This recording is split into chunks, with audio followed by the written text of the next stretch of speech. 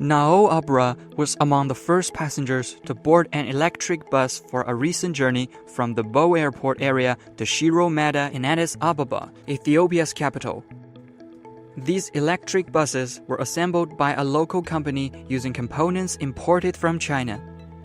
The Ethiopian government has allowed duty-free importation of EV components to promote the use of EVs and facilitate technology transfer in response to a global fuel price hike and climate change. እንደዚህ አይነት ነገሮች ሀገራችን ላይ በመምጣታቸው በጣም ደስ ብሎኛል። ከአየር ንብረትም ጋር በተያያዘ አሪፍ ለውጥ ያመጣል ብዬ አስባለሁ።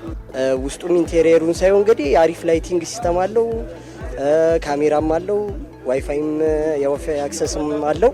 ሶ ለተሳፋሪዎች በጣም ምቹ ነው ብዬ። ኤሌክትሪክ ባስ ያው በኤሌክትሪክ ነው የሚንቀሳቀሰው በቻርጅ።